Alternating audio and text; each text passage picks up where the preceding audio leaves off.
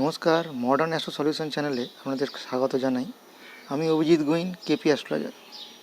আজকে আমি আপনাদের কাছে আলোচনা করব যে আমাদের জন্মকুষ্ঠিতে বা বার্থ চার্ট যেটা আমরা বলি, সেখানে শনিদেব কোন ঘরে অবস্থান করলে কেমন তিনি ফলাফল বা রেজাল্ট দিয়ে থাকেন। না, দেখুন, প্রথমে যদি আমরা আমাদের নিজেদের কথা বলি, যে আমাদের প্রত্যেকেরই নিজেদের একটা নিজস্ব কম বেশি একটা হোক কি দুটো হোক কি তার বেশি হোক বাড়ি থাকেন, এবং এটাও দেখা যায় যে আমাদের বেশ কিছু বন্ধুবান্ধব সার্কেলও আছে, আবার বেশ কিছু শত্রুও কম বেশি আমাদের সকলেরই থাকে। তো আমরা জেনারেলি যেটা আমাদের নিজেদের বাড়ি, সেটা একটাই হোক কি দুটোই হোক, যেটাই থাকুক না কেন, আমরা সেই বাড়িকে সর্বদা পরিষ্কার পরিচ্ছন্ন ঠিকঠাক রাখার সর্বদা চেষ্টা করি।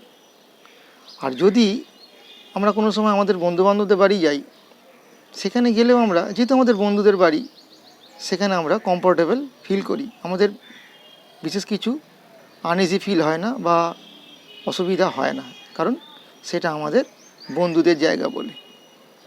কিন্তু যদি কোনো সময় আমরা শত্রুদের ঘরে পৌঁছে যাই বা সেখানে হয়তো চলে গেলাম কোনো কারণে, তো সেখানে আমরা অবশ্যই আনকমফোর্টেবল ফিল করি অথবা আনইজি ফিল করি, আমাদের ভালো লাগে না। ঠিক একইভাবে আমাদের এই রাশিচক্রে যে 12খানা ঘর আছে, সেই 12খানা ঘরের বিভিন্ন জায়গায় যখন শনিদেব বসেন, বিভিন্ন রেজাল্ট দিয়ে থাকেন। এর মধ্যে শনিদেবের নিজস্ব দুটো বাড়ি আছে। তার মধ্যে একটি বাড়ি হলো মকর রাশি, 2 নম্বর বাড়ি হলো কুম্ভ রাশি। এই দুটো বাড়িতে অথবা এই দুটো ঘরে যখন শনিদেব বসে থাকেন, তখন তিনি যথেষ্ট কমফোর্টেবল থাকেন, কারণ এটা তার নিজস্ব বাড়ি। তো এইখানে তিনি যখন বসেন, কারোর জন্মছকে যদি দেখা যায় যে এই দুটো ঘরের মধ্যে শনিদেব বসে আছেন, তাহলে তিনি অবশ্যই শনিদেবের ভালো ফলই পেয়ে থাকবেন, এটা আশা করা যায়, বা তিনি ভালো ফলই দিয়ে থাকেন এই ঘর দুটোয় বসলে। নেক্সট, ধরুন আমরা যখন কোনো বন্ধুর বাড়ি যাই, সেখানে আমাদের ভালো লাগে। একইভাবে শনিদেবেরও বেশ কিছু বন্ধুত্বের ঘর আছে বা বাড়ি আছে।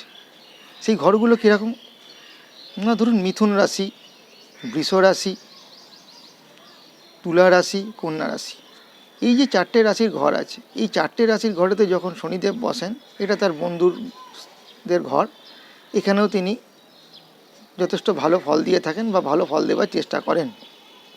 কিন্তু এই শনিদেব যখন তার শত্রুদের ঘরে গিয়ে বসেন, অর্থাৎ শত্রু রাশিতে যখন তিনি বসেন, শত্রু রাশি কোনগুলো, যেমন সূর্যদেবের ঘর, যেটা সিংহ রাশি, চন্দ্রদেবের ঘর, যেটা কর্কট রাশি,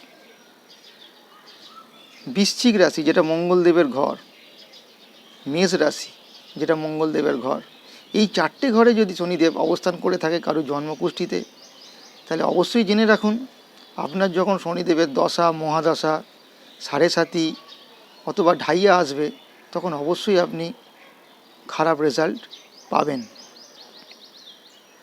এইবার আরেকটা কথা মাথায় রাখতে হবে, এর সাথে আমাদের কর্মফলও অ্যাড হচ্ছে। অর্থাৎ আপনি যেমন কর্ম করে থাকবেন, সেই যেহেতু শনিদেবকে কর্মফলদাতা বলা হয়, তিনি কর্মের ঘরের মালিক এবং তার ফল দেওয়ার মালিক, তাই জন্য আপনার কর্মফল যেরকম হবে তার উপরে আপনি ফল পেয়ে থাকবেন। আর একটা কথা বলি এই প্রসঙ্গে, এই 12টা রাশির মধ্যে আরও দুটো ঘর আছে, যেই ঘরটা হলো একটা মীন রাশি আর একটা ধনু রাশি, এবং এই দুটো ঘরেরই মালিক হচ্ছে, অধিপতি গ্রহ হচ্ছে ভগবান বৃহস্পতিদেব। আমরা যখন দেখবেন কোনো মানুষ বা কোনো ছেলেপুলে যতই বদমাশ হোক, দুষ্টু হোক, যাই হোক না কেন, সেই যখন তার গুরুর গৃহে যায় বা গুরুর কাছে যায়, তখন সে সেখানে শান্তভাবেই আচরণ করে বা ঠিকঠাক আচরণ করার চেষ্টা করে, সেখানে সে বদমাইশিটা কম করে।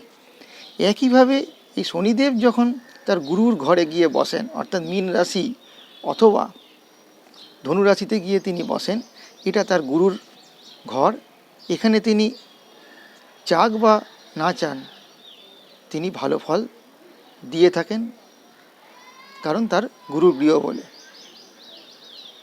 এর পরের ভিডিওতে আমি আপনাদেরকে জানাবো প্রতিটা হাউসে, অর্থাৎ 1 নম্বর হাউস, 2 নম্বর হাউস, 3 নম্বর হাউস, এরম করে শনিদেব বসলে কিরম ফল তিনি আমাদেরকে প্রদান করেন। নমস্কার, ভালো থাকবেন।